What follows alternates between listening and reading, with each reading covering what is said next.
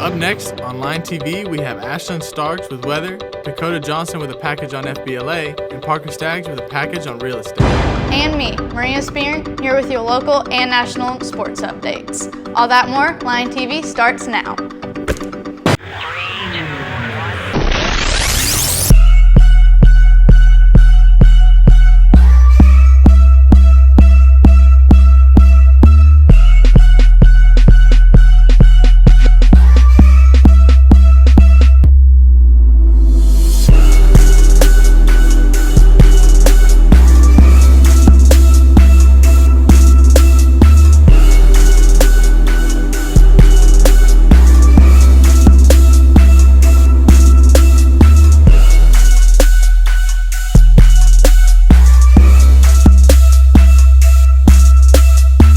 Good morning, Churchill High School. I'm Josh Cremines. And I'm Sammy D. Let's jump straight into some announcements. ASU BV will be here on campus December 12th and the 13th. To register, students will be taking classes on their campus for concurrent enrollment during the spring semester. ASU will be mailing registration information and forms to the students who are currently enrolled. Any student not currently enrolled can stop by the Guidance Center for more information. Any junior or senior who is interested in A-State and wants to attend their event on October 26th, registration is still open and can be found on the school's website. This will be a great chance for students to get experience of what life will be like as part of the pack at A-State. October 26th is a national ACT test date, but that shouldn't impact the student's ability to attend our event. Any girl who is interested in information regarding the Miss Central Arkansas Outstanding Teen Scholarship Competition can pick up information in the Guidance Center. Girls must be between the ages of 13 and 17. Man, senior year already feels like it's flying by. Sometimes I feel like I should be more prepared. Yeah, so do I. Dakota Johnson talked to some people about FBLA, one of the many clubs that helps prepare students for their future. FBLA is one of many unique clubs at the high school, with events ranging from charity events like March of Dimes to competition at the local, state, and national level. I stepped in to give an overview of what it's about. We talked to our local FBLA advisor on why to take business classes. FBLA, Future Business Leaders of America, is an organization, a club that high school students can join. It's a good way for students to network from across our district, our state, and even at the national levels. FBLA helps students have more self-confidence when they can meet new people. And the classes that a student could take in high school can kind of set the foundation for knowledge and skill sets to give them a good start in a possible career in business. There is a plethora of knowledge to gain from FBLA.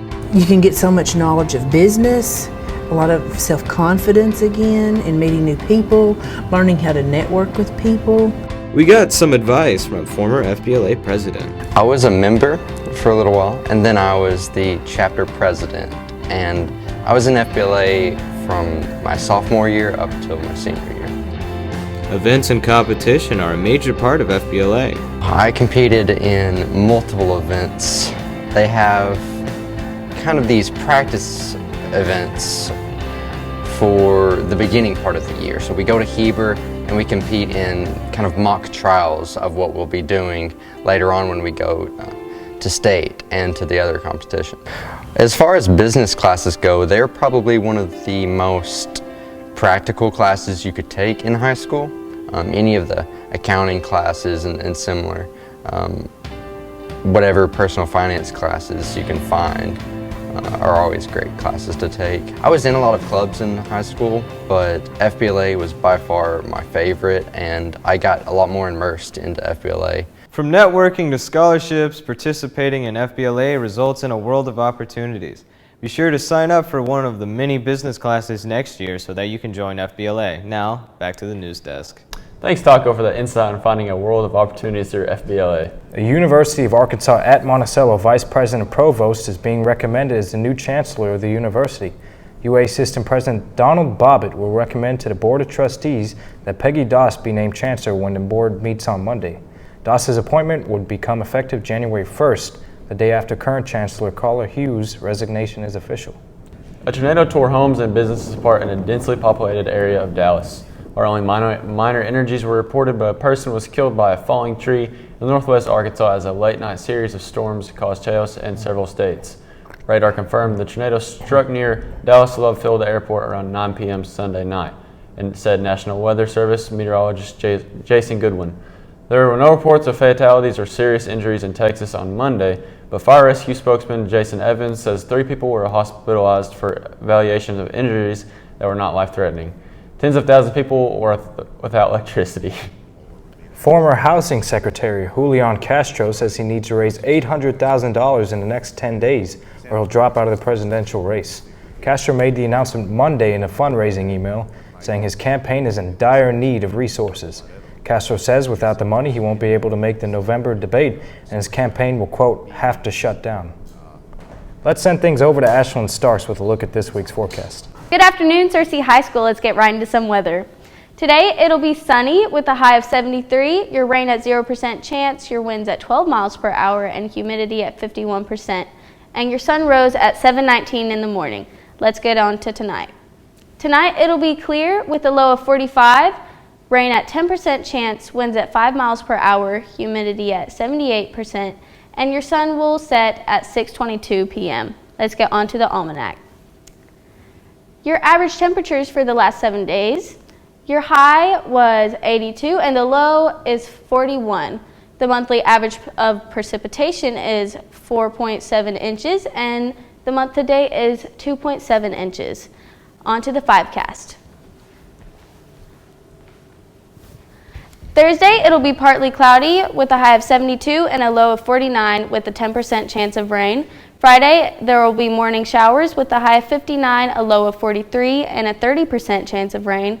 Saturday, there will be showers with a 64 high and 46 low with a 50% chance of rain. Sunday, it'll be sunny with a high of 68 and a low of 47 with a 20% chance of rain. On Monday, it'll be mostly sunny with a high of 69 and a low of 45 with a 10% chance of rain. It looks like it'll be raining a lot this week. Yeah. Well, I'm just glad it's cooling off. Me too. Me too. Let's take a look at what we're having for lunch tomorrow.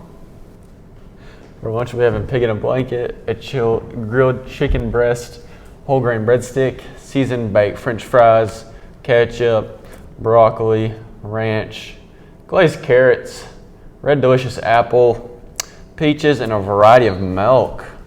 Be sure to give our lunch ladies a big hug and high five for preparing our wonderful meals. They sure do a great job. Speaking of people that do a great job, Parker Stagg spoke to some people doing an amazing job in the real estate field in Searcy. When it comes to real estate, it's a whole different kind of ball game. I got an inside look on what it's structured on. A lot of people think that, 3 bedrooms, 2 bathrooms, kitchen, living room, simple. Not the case. There's so many decisions that go into designing a house. So the market that I'm targeting is an older market for empty nesters, and this is probably going to be the last house that they buy before they go into some other type of maybe assisted living or something. So Residential and commercial real estate provides a great opportunity for critiquing sales skills. I like doing both. Both of them offer different things on helping different clients. So on the residential side, you're helping a lot of first-time home buyers, people that are going from renting a house, renting an apartment, to owning their own home.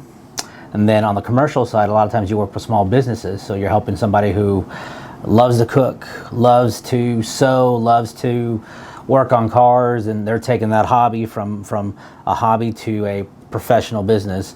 And so, we get to do both. So I enjoy doing both. It takes an experienced salesman to be able to handle real estate. Well, some of the biggest challenges is that residential real estate it's not a flat line. It constantly goes up and down. There's a lot of factors that affect the residential real estate market. Interest rates affect that. Politics, what's going on with politics, whether it's the presidential election, some policies that they might put in place. So all that affects residential real estate. So it goes up and down. So that's always a challenge, because you always have to, you have those times when you have those busy seasons, and then you have those times when it's slow. And so ultimately you have to figure out how to navigate through the slow seasons. Not many realtors have strong suits like Jose does. He has one that not many realtors have. I don't necessarily wouldn't call myself an expert, because I think that if there's a question that I don't know, I'd like to find out. I'm one of those people that if I don't know, I will find you the answer. I don't think anybody can ever question how hard I work, so I think that's really one of my strong suits is if I have a client, whether I'm representing a seller, I'm trying to market their property, get it out there for somebody to see it.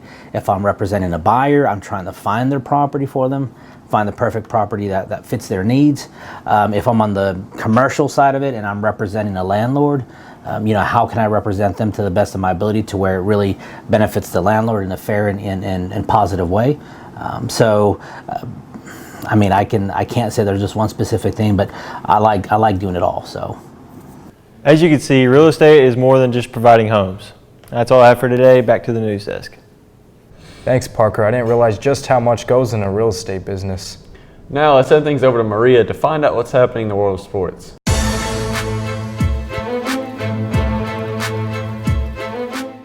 Good afternoon, Searcy High School. I'm Maria Spearn here to bring you your local and national sports updates.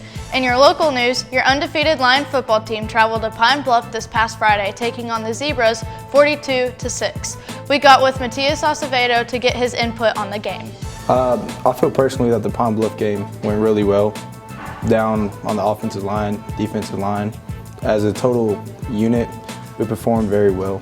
As a whole, we got the job done. I feel like we could have done a lot better though. We have a lot of improvements to make.